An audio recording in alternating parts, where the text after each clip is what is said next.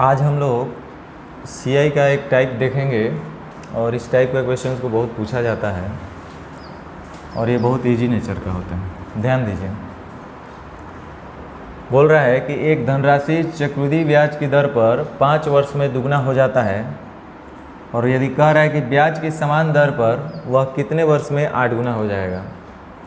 ध्यान दीजिएगा, जब बात हम एसआई का करते हैं और फिर हम सीआई का, तो एसआई का जो आपका मूलधन और मिसधन का जो अनुपात होता है, यानी कि जो सीरीज होता है, वो हमेशा अर्थमेटिक प्रोग्रेशन में होता है, एपी में होता है। जबकि सीआई का मूलधन और मिसधन का जो अनुपात होगा वो हमेशा आपका एक ज्योमेट्रिक प्रोग्रेशन में होगा, यानी कि जीपी के श्रेणी में होगा।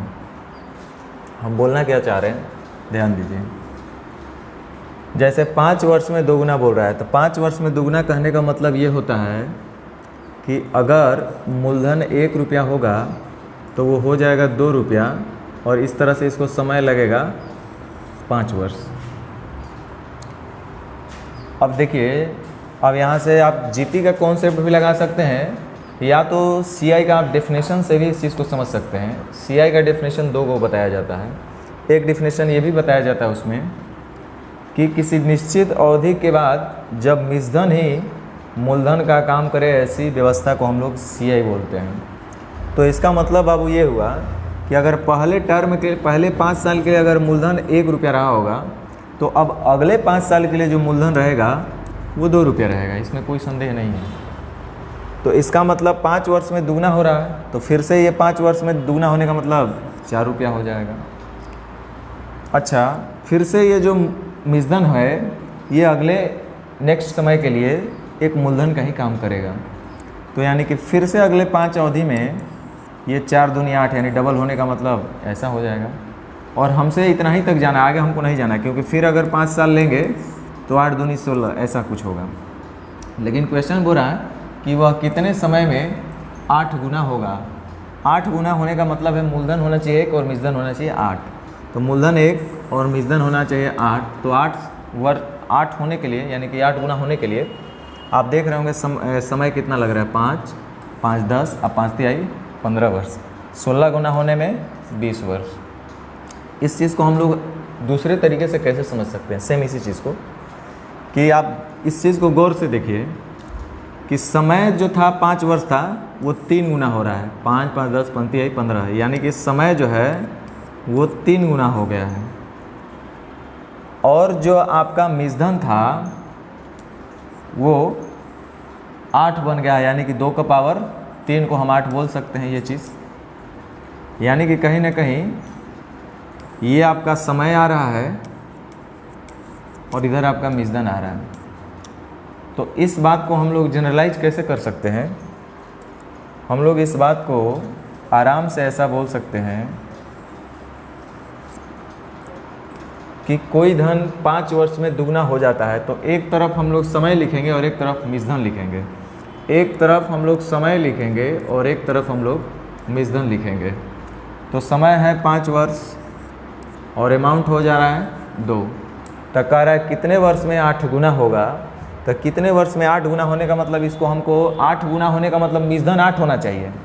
8 गुना होने का मतलब मिसधन कितना होना चाहिए, 8 होना चाहिए। तो कोई जादू टोना से तो नहीं होगा। 8 इसको बनाने के लिए हमको पावर अगर हम 3 कर दें तो 8 ये बन जाएगा। और जब इसको पावर 3 करेंगे तो समय को सेम उसी चीज़ से मल्टीप्लाई करेंगे, नहीं 5 तिहाई 15। तो ये हमारा समय हो गया 15 वर्ष, और ये हमारा मिसधन हो गया 8 गुना, ये चीज़। तो हम लोग इस तरह से इस तरह के क्वेश्चंस को आराम से हल कर सकते हैं। यानी कि एक तरफ समय लिखेंगे और एक तरफ मिसधन लिखेंगे। मिसधन में पावर लगाएंगे और समय में गुना करेंगे। क्यों करेंगे, कैसे करेंगे, हमने थोड़ा सा चर्चा आपसे करा है। अब आइए इसी तरह का कुछ और भी क्वेश्चंस हम लोग देखते हैं। जैसे ये क्वेश्चन लिखा हुआ है कि एक धनराशि चक्रवृद्धि ब्याज पर जमा करने पर 4 वर्ष में, यहाँ पे देखिए लिखा हुआ है 4 वर्ष में दुगना हो जाता है। तो समय एक तरफ लिखेंगे, मिसधन एक तरफ लिखेंगे। समय दिया है 4 वर्ष। 4 वर्ष में मिसधन कितना बोल रहे हैं, 2 गुना। तो कह रहा है कितने वर्ष में वह 4 गुना होगा। 4 गुना होने के लिए कोई जादू टोना नहीं करना है। जब 2 के पावर 2 करेंगे तो ये 4 गुना हो जाएगा। मिश्रण में पावर रखेंगे तो समय में सेम उसी चीज़ से मल्टीप्लाई करेंगे, मतलब इधर पावर 2 रखें तो इधर सेम इसी से हम लोग मल्टीप्लाई कर देंगे, यानी गुना 2। तो आप देख रहे होंगे समय कितना हो गया, 8 वर्ष, यानी कि हम बोल सकते हैं कि 8 वर्ष में 4 गुना होगा। इस तरह से जो हमारा आंसर होगा 8 वर्ष होगा। आराम से इस तरह क्वेश्चन को आप लोग कर सकते हैं। चलिए आइए एक नेक्स्ट क्वेश्चन फिर से देख लेते हैं हम लोग इसी तरह से। क्वेश्चन लिखा हुआ है, चक्रवृद्धि ब्याज पर रखी हुई धनराशि 4 वर्ष में स्वयं की दुगनी हो जाती है। 4 वर्ष में दुगनी हो जाती है, 4 वर्ष में दुगनी हो जाती है। तो एक तरफ हम लोग समय रखेंगे, एक तरफ हम लोग मिश्रण रखेंगे। 4 वर्ष में दुगना, यानी कि समय इधर लग रहा है 4 वर्ष, तो हो जा रहा है 2 गुना। तो कह रहा है उसी ब्याज दर पर वह कितने वर्ष में स्वयं से, यानी कि मूलधन का ही, मूलधन वही रहना चाहिए, 8 गुना हो जाए। तो 8 गुना होने के लिए आपको भी पता है कि अगर इसको हम पावर 3 कर दें तो ये 8 गुना होगा। मिश्रण में पावर करेंगे, और जब मिश्रण में पावर किए तो समय में उसी से फिर मल्टीप्लाई भी हम लोग कर देंगे, यानी गुना 3। चूँकि हम लोग यहाँ पावर में 3 दिए तो समय में उसी चीज़ से संख्या से गुना भी कर लेना है। तो यहाँ पे हो रहा है हमारा 4 तिहाई 12 वर्ष, यानी कि 12 वर्ष में 8 गुना हो जाएगा, यानी कि ऑप्शन बी फॉर बिहार वाला। चलिए उसी तरह से एक नेक्स्ट क्वेश्चन फिर हम लोग देखेंगे, जो कि आपका प्रीवियस एग्ज़ाम रेलवे में जो अभी रिसेंटली हुआ है 2021 में एनटीपीसी का, उसमें ये क्वेश्चन आपसे पूछा गया है। वैसे पहले आप खुद से एक बार ट्राई कीजिए, फिर हम सॉल्यूशन जो हम करेंगे उसको आप देखेंगे। उम्मीद करते हैं आप लोग का आंसर, हमारा आंसर सेम आएगा। चलिए देखिए क्या लिखा हुआ है, चक्रवृद्धि ब्याज पर दी गई एक धनराशि 3 वर्ष में 4 गुना हो जाती है। 3 वर्ष में 4 गुना का मतलब बाबू एक तरफ समय रखिएगा, एक तरफ अमाउंट रखिएगा।